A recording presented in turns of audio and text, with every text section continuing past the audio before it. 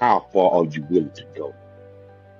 The drive, the sweat, the blood, the tears, your determination through the pain and all the suffering, people overlooking you, telling you that you're not good enough. You have to believe that you're great. And with you believing that you're great, anything you want to do, you can achieve.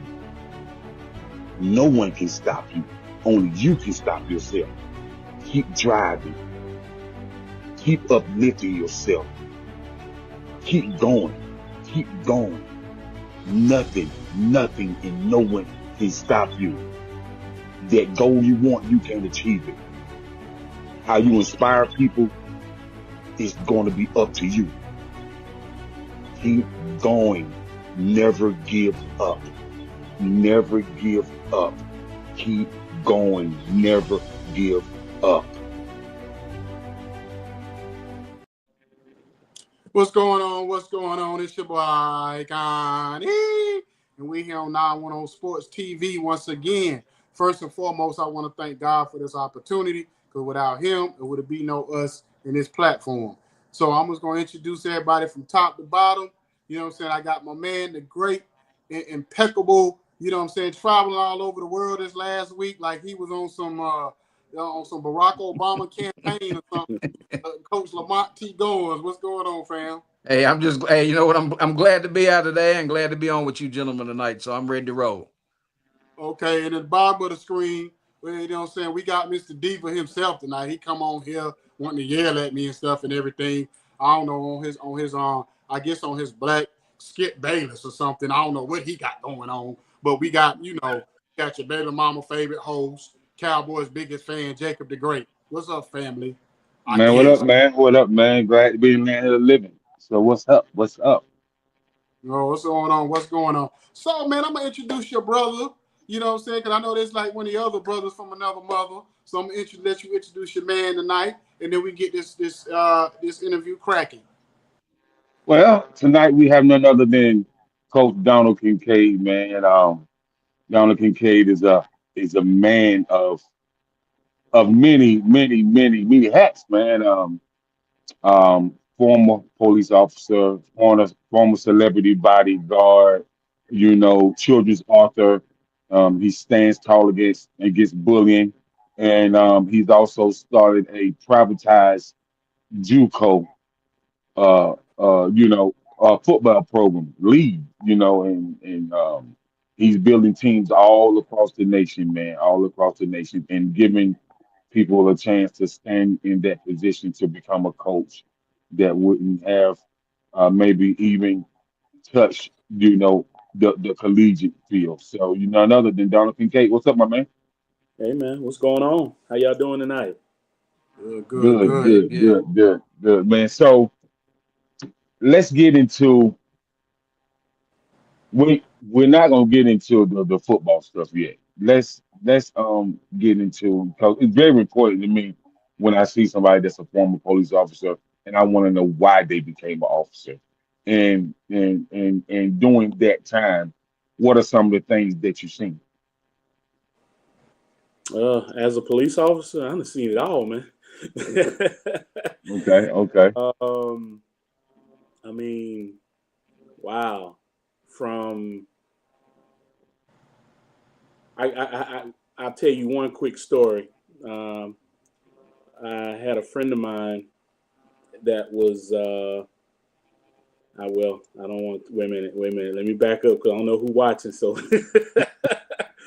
um, let's just say I had the keys to this particular apartment complex that I was a courtesy officer at, and I had this friend.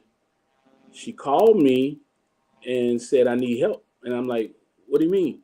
And then all of a sudden, I just heard yelling in the background, and all I heard was tumbling and rumbling, and I said, "Oh Lord!" So I ran over. I knew exactly what apartment I had. Like I said, I had the key, so I took the key, went in, and I'm seeing this dude just wailing on her. Bam, bam, bam. She on her knees, and he beating her face like hamburger meat. Wow. So the only thing I could do, I mean, and see, that's one of my weak spots right there. I ended up throwing him through a window, and I got charged with um, excessive force and stuff like that. But I mean, it didn't go through or anything. But I got put on probation and desk duty and all of the above and all that good stuff. But I can't stand a man that beats a woman, brothers. I can't stand it. I can't stand it. We will have some words, and I get very physical and angry, and I ain't no small man, so you know, um, you know, but so that's one of the things that I saw.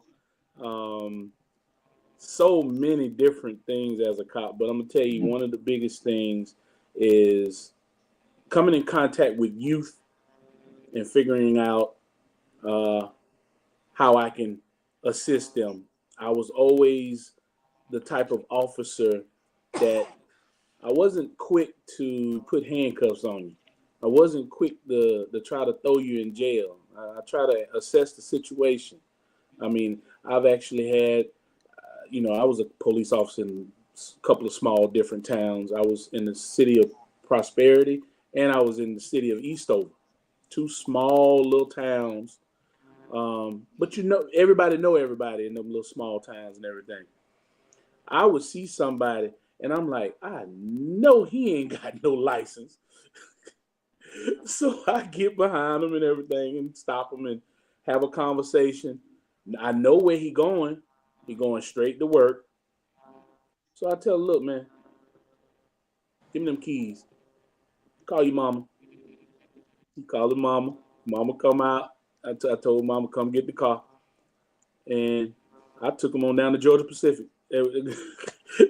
Took him to work. You know what I'm saying? Now, Right, right.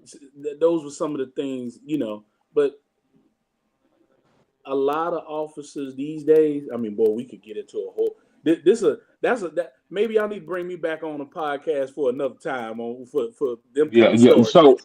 So, Coach, the reason why I asked you that because being an officer stemmed you to really saving the youth, um, to really starting your Juco collegiate program. Because as me and you discussed before, that you got tired of hearing these heartbroken stories, and you asked why they ain't playing ball, and you said they say, well, won't nobody give me a shot, the coaches ain't look out for me, and my parents just don't know how to get in contact with different schools and stuff like that, and so Right. from you being a police officer to you starting this JUCO program, man. Talk about, what encouraged you to start the JUCO program. Well, as you said, I came in contact with a lot of young men that I used to watch, and I saw where they were destined for greatness. I mean, I just knew that they were gonna go to a Division 1 or Division 2 school and move on from there. Probably go NFL or wherever they decided they wanted to go. Mhm. But a couple of things got in their way. Number one, grades got in their way, and number two, after the grades got in their way, they start to lose hope. They started losing the dream, and they just got to the point of, oh well, whatever it is, what it is. I got to accept reality, and then they let the streets accept it.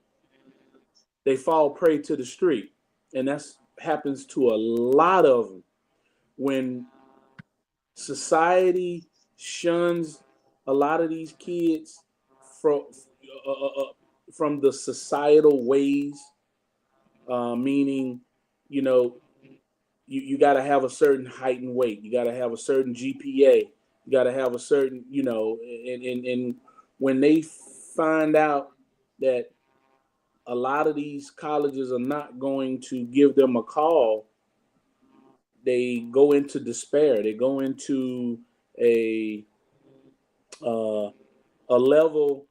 of what I call a point of no return. And I said, man, I got to do something about this. So I created an organization that, and I quote unquote privatized collegiate athletics program. We do football and basketball, and getting ready to start into soccer and a couple of other different sports. But I have a partnership agreement with a regionally accredited university where I bring these boys in. I get them help them with the FAFSA and all of that good stuff. Get them connected with the school. They get plugged in. They do online classes, 100% online, while they're playing football and basketball with us. Now, while I have them and I have their attention, we're not just conducting sports.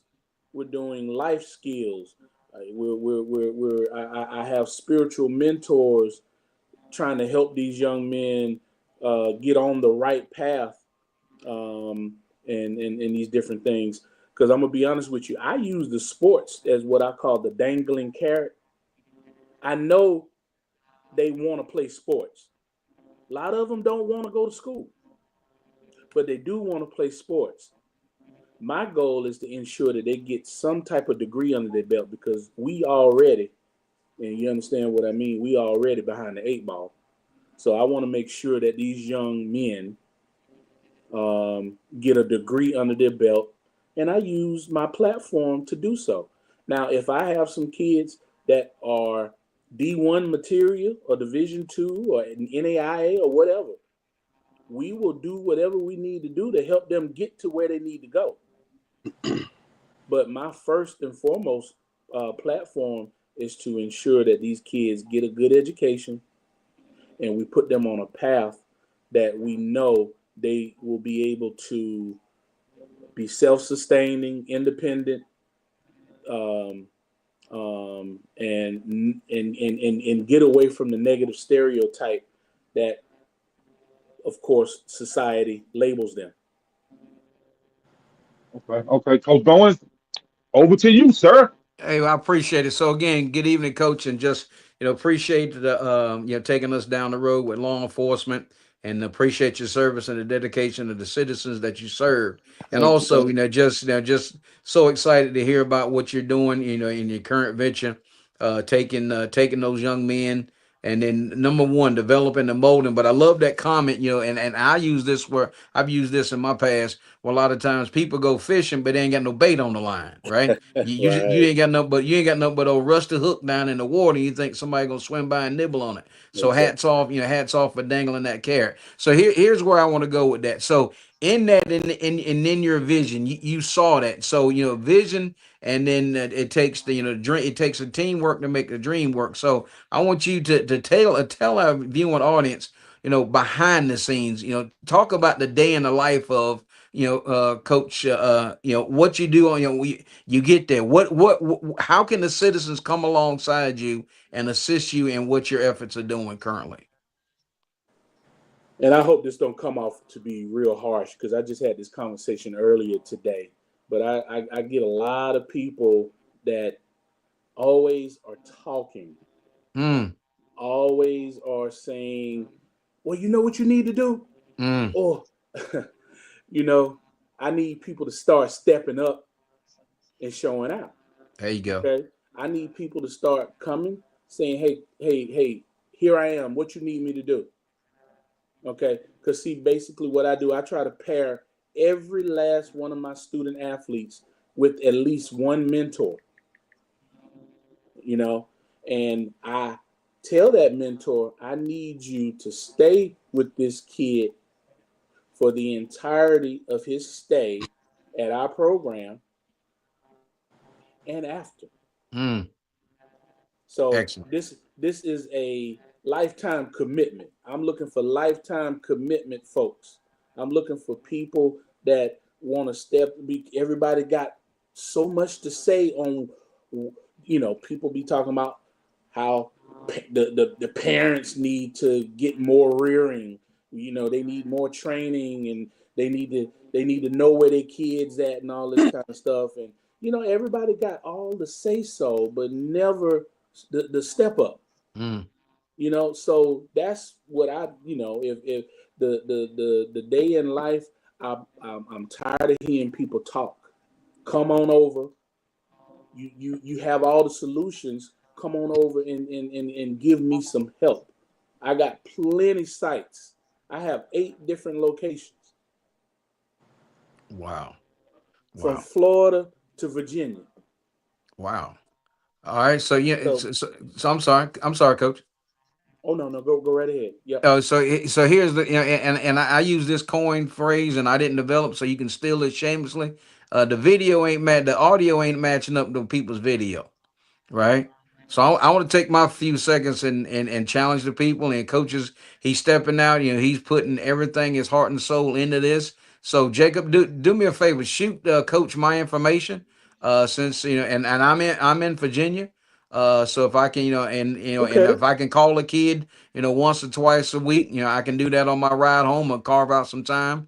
So right here on the 910 Sports, our video is gonna match our audio. So going forward, if there's anything I can do for you, I'm just a phone call away. So I kick it over to Icon E. Okay. Okay. It's funny because going back to the cop thing real quick, I got a quick story for y'all. So I got a buddy of mine. I went to school with him since elementary school, and he used to be a cop in Greensboro. And we was talking last week, and he was like, I said, man, I know you used to be a cop in Greensboro. And he like, well, I said, well, how was that? He said, man, it was real racist and political. And I said, oh, really? He said, yeah. He said they were so racist out there because they would always pull us over for the stupidest stuff and racially profile us. And he said, so I started going to the white neighborhoods and doing it to them. And boy, I said, boy, I know I've been knowing you since kindergarten. I said, I know. I said, I can see you doing that all day long.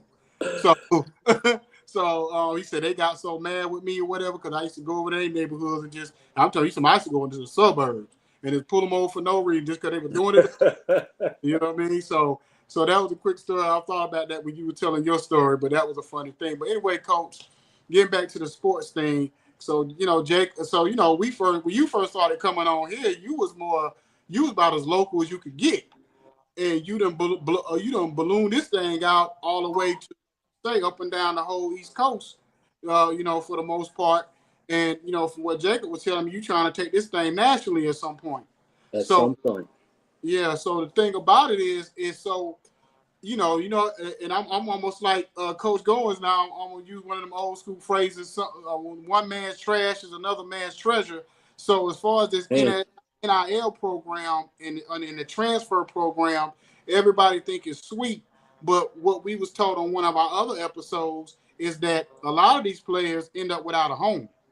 So how many of these players kind of like end up kind of falling in your lap by a blessing because because they couldn't get switch schools to or whatever, and they couldn't go where they wanted to, and all of a sudden they was out of scholarships, and then because while I said there was like 4,000 kids going to the portal, but it's only like 1,500 openings. So how many of these kids actually fell in your lap? Well, I get a lot of calls, and even more now since the portal, because and we all sports guys here, so we all know because of the portal, a lot of these high school students don't even get no type of opportunity at all. Why, as a college coach, I can go into the portal and get a seasoned junior, a seasoned senior, a seasoned sophomore over somebody coming straight out of high school.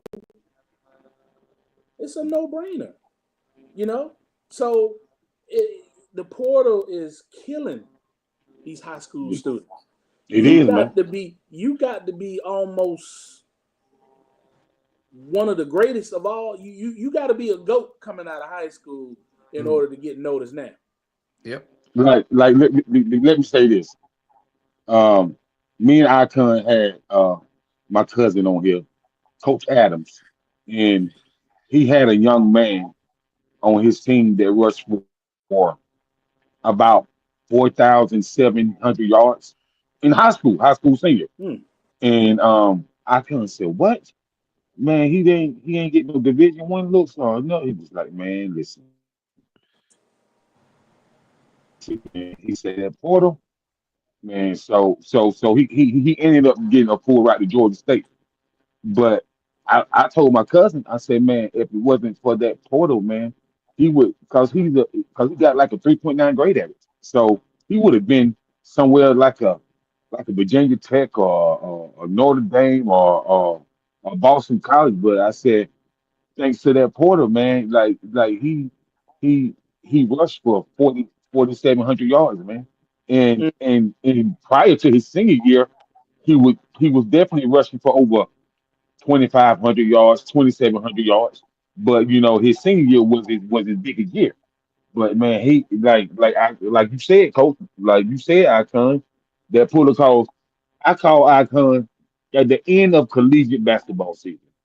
I said, Icon, there's 4,100 young men hitting the portal, and there's 3,300 young ladies in the transfer portal. Icon said, what? I said, man, listen, man. I get the newsletters all the time, man. So and I'm like, you got 4,100 young men in the portal, and you got 3,300 young ladies in the portal. Like that means that you ain't even get a school a chance at all. It's like it's my way or the highway. You know what I mean? But I come back to you, man. Yeah, because and the thing about this, Coach Kincaid, and Coach Goins and can attest to this too, because Coach Goins been with us about maybe 2 months now. We've probably had maybe 4 or 5 different athletes on here. And you'll be shocked the players we get on here who in high school done broke all kind of records. I'm talking Mm-hmm. about rushing or the basketball players, the leader scorer of the team, like an all-time leader scorer. But when they left the high school, and they ended up at these smaller schools. Now, kudos to the kids not to get frustrated and go into these smaller schools, but coach, you know why we created this show. We created this show because of kids in these programs who can't didn't go to those bigger schools. So we created this show for them to be able to have a platform to be able to tell their story. But it's ridiculous to me, like you said. Now that the transfer portal and the NIL and all that came into play, these kids don't have no chance. Dang near the ones that was at these smaller schools. You know, Right. so yeah, so how many teams do you have now up and down the East Coast? Well, right now we're in our early phases of 8 teams, and what I mean by that, some of the teams are not active at the moment. We're in the building phase. Um, just to give a quick run, I have a functional basketball team in Greenville, South Carolina, called the Palmetto State Bulldogs. They're up and running right now. Also have the Greensboro, North Carolina Cavaliers. Um, they're up and running. I have the Florida State Coastal Cobras down in Haines City, Florida. And then I got another young man that I'm bringing aboard that's getting ready to do another program about an hour and a half away from where he is, and that's Lakeland, Florida. So we're going to have a program set up there. See, what I've done is I have created 2 separate conferences, privatized, quote unquote, privatized conferences for these young men to participate in. And in these conferences, the MASC conference, which stands for the Mid-Atlantic Southern Conference, which takes care of Florida, Georgia, Alabama, possibly Mississippi, um, in those areas. So right now, I have 2 teams in Georgia, 2 teams in Florida. So they're making up the MASC conference. Now, the COMA, which is the Conference of the Mid-Atlantic, covers South Carolina, North Carolina, and Virginia. And we'll possibly add Tennessee over there to the side. But so we have the Union County Vipers, which is in the Monroe, North Carolina, which we're moving to Charlotte. So we're moving that team to Charlotte. We got another team called the Tri-County I'm sorry, the Tri-County Bears. They're going to be in that Chester, Rock Hill, South Carolina area. And once again, I told you about the one in Greenville and the one in Greensboro. So those 4 make up the Coma Conference. So these 4 teams will be playing those 4 teams, home and away, of course.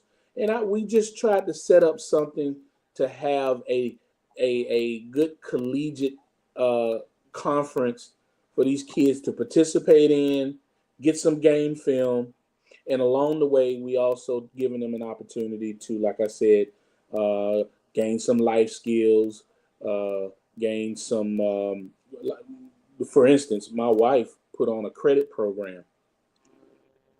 Some of these kids that were in the credit class ended up being able to go to this bank.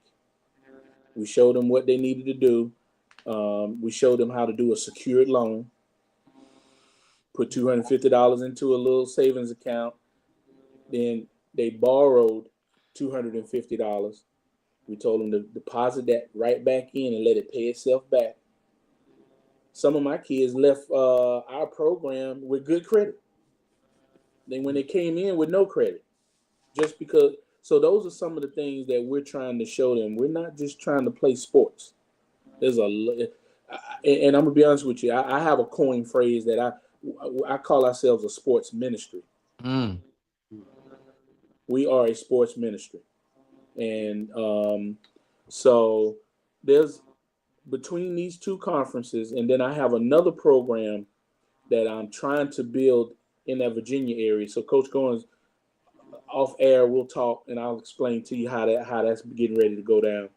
But a good friend of mine, TJ Washington, former NFL player. I don't know if y'all know him. He's taken over the Vipers as my GM in the Charlotte area. And he's also from this area. Are you guys familiar with the area called Atlantic, Virginia? Atlantic, Virginia. No, sir. No. Do It's you know? Do you It's know where that's near? it's not it's Atlanta, Virginia. It ain't but even probably maybe like 2 hours from Delaware.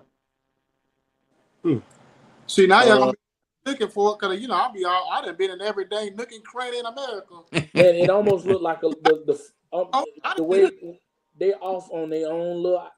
It's almost like a little Florida leg, right okay. up under. If you see the map, you see Washington here, and then you come down just a little bit.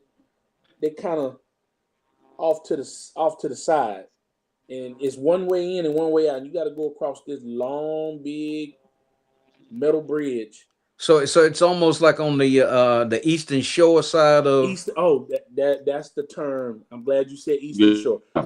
Yeah, This is Eastern Shore. yeah, Maryland, with the University of Maryland Eastern Shore. Yes, Out there. sir. Yes, sir. Yep. Yes, sir. I know what area you're talking about. Yep. So that's the area that TJ Washington is from. So he wants to build a program out there in this hometown area to give back to his community. So matter of fact, I just came from there today. Oh wow. I got back about an hour ago to get ready for this call. So we're getting ready to set up something big out that way. Excellent. Yep. Go ahead, Jacob. All right, so coach, you got these conferences, and you got these players, man. So how hard is it to add games from outside affiliates, from other programs outside of yours that you built your program with? Well, it's not hard now because I'm seasoned. I've been doing this for 6 years, and Right. a lot of them know me now. Like Averett University, I can call him up, get a quick game. What's the other college down there in Georgia? The Highlanders. What did Yeah, why is that name? I know that, and I know you're talking about the Highlanders. The That's Yeah, I can't. Yeah, but it's not hard at all, and especially basketball. My director of basketball operations out of Greensboro, he be playing all kind of schools, man.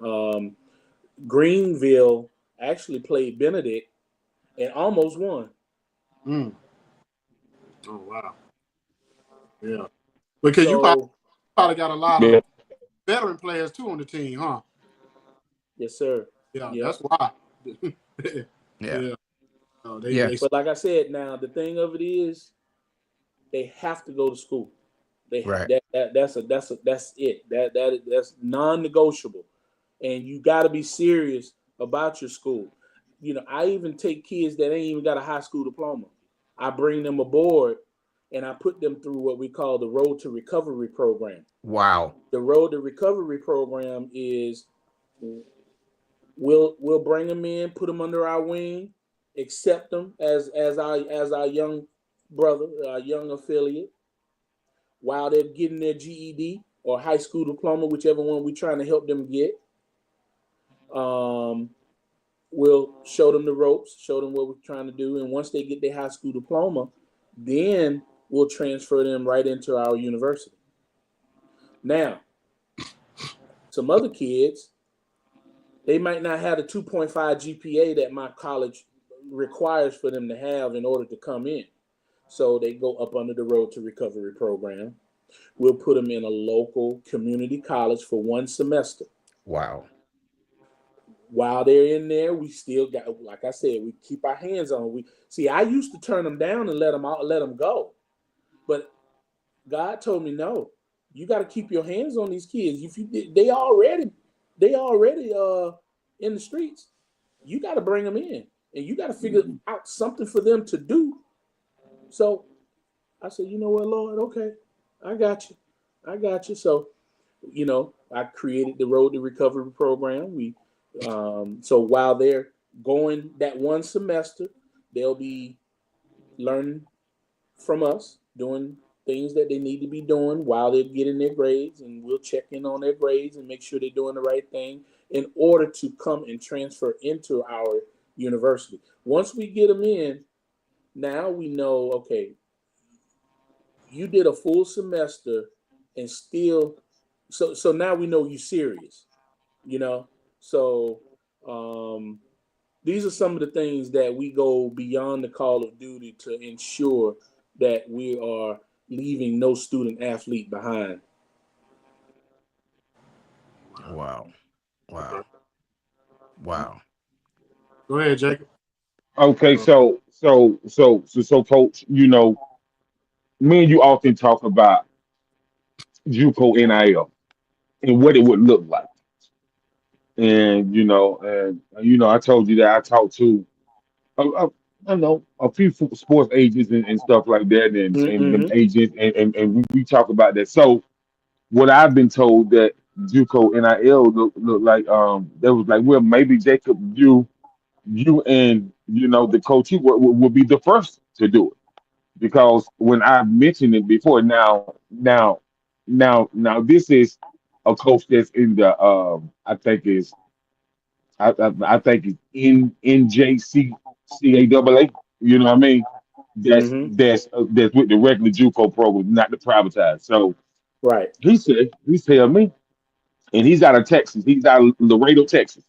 He told me, he said, "Well, Jacob, man, to be honest with you, man, when I bring it up to the board and whatnot, you know what I mean, and the coaching staff." They be like, man, ain't nobody gonna do nothing like that for us, man. We ain't nowhere been to Division 1. They don't even do it for Division 3. So why would they do it for us? And I told Coach, I said, see, that's that that's that mentality. I said, man, you can't have that Scooby Doo and that Shaggy mentality, man. You know what I mean?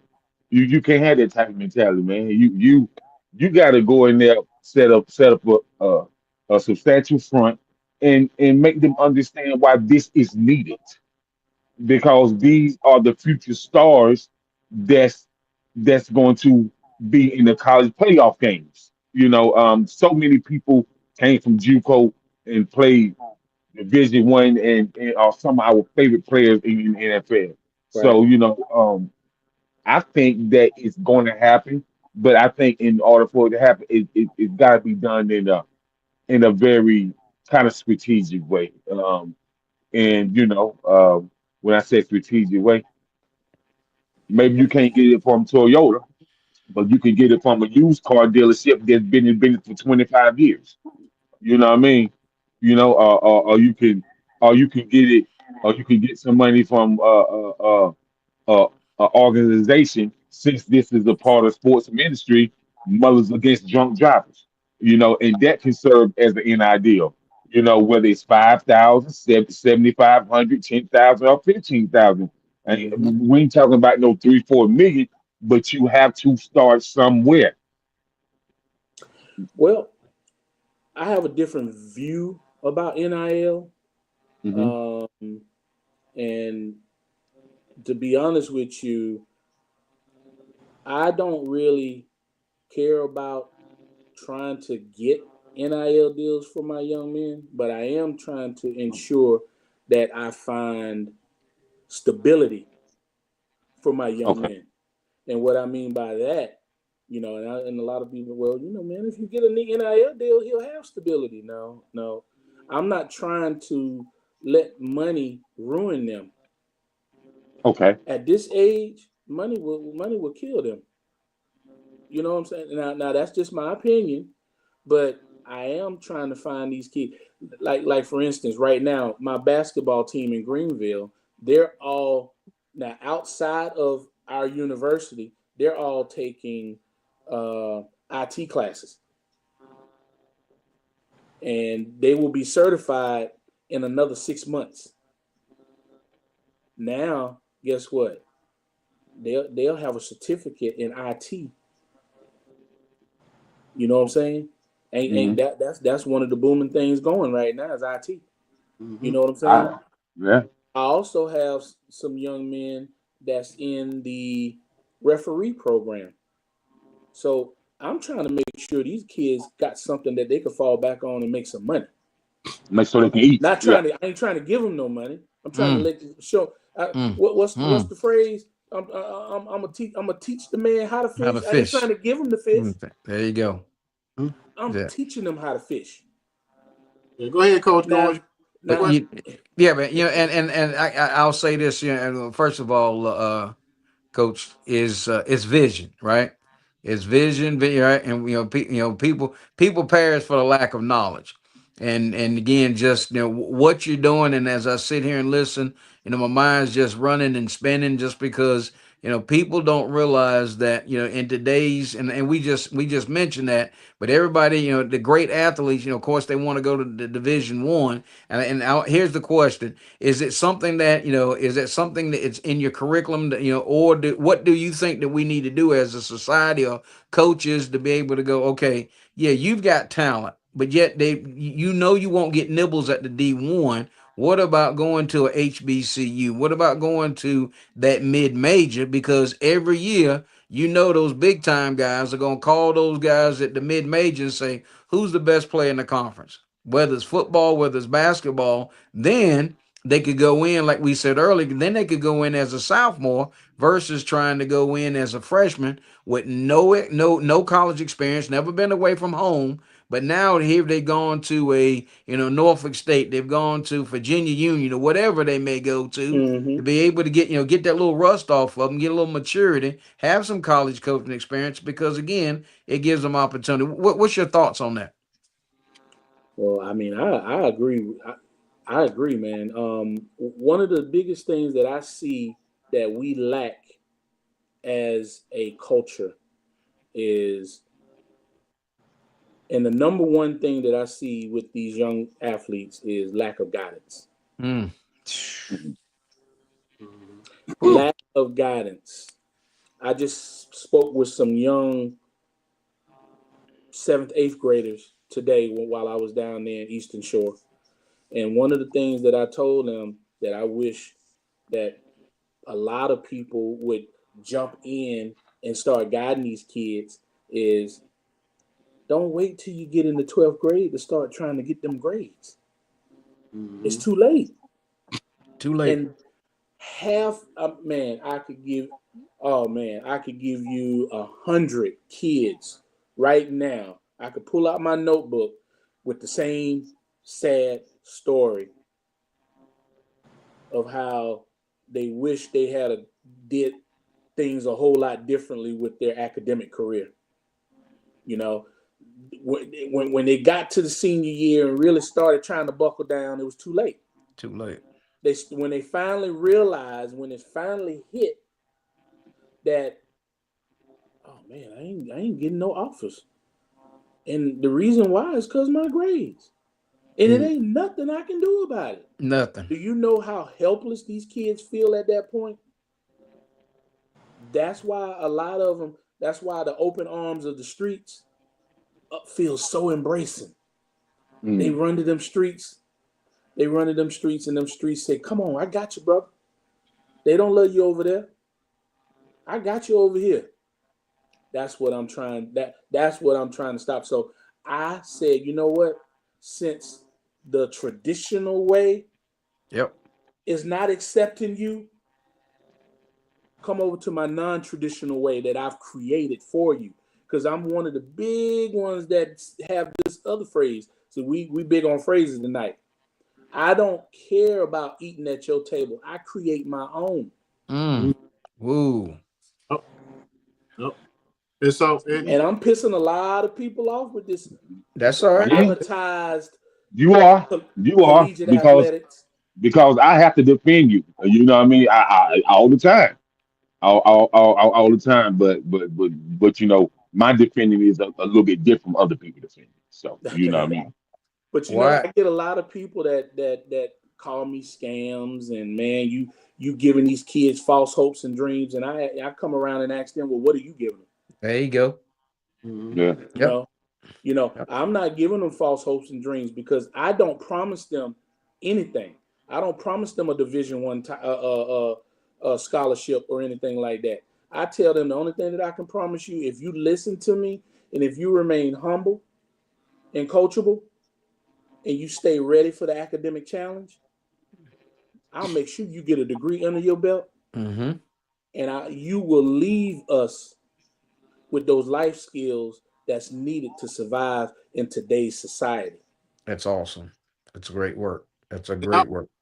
say this to you, Coach, and me and Jacob talk about this all the time, is that we have these conversations with people that's, you know, giving us opportunities with, you know, channels and networks and all kind of stuff. And the one thing that we talk about is being able to get to a point where we can cover your games. Like we can be the flagship, you know, network or whatever channel where we come out to all these games and cover the games. That'd be you know, beautiful. you know, being analysts or this or interviewing the kids, whatever we could fit in to blow this thing all the way out. You know what I mean? So like you said, everything about it gonna look like the big dogs. You know what I mean? It ain't just, you know what I mean? So that's one of the things that we making. I'm saying right now, like Coach made us say he gonna call you afterwards. My commitment has always been thinking about what you're doing because you're the one, like you said, you created your own table, and Jacob know how I am. That's all. I'm always about creating my own. Gotcha. And I'm gonna tell you, and I know Jacob has been a real inspiration and help to me in a lot of ways while I was on this journey. And one of those things, he been on me and on me and on me about doing the Juco Live podcast. Juco Live is a documentary that I am trying to get off the ground, but I've been having issues with finding the right videographer. You know, every videographer that I've spoke to want to charge me anywhere from $8 to $20 grand to do this. And Juco Live basically is similar to Last Chance U, but telling our story. Yeah. So we have our own documentary that we would like to start filming. And the beauty about this yes, there will be a lot of unscripted stuff, but there will be some scripted things, reenactments, some drama sales. There's some things that went down over the years that we will just kind of reenact to show people the hatred, the different things that went on while we were trying to lift up this program and others trying to tear us down and different things like that. I think that would be the nail in the coffin to some network would probably want to pick this up.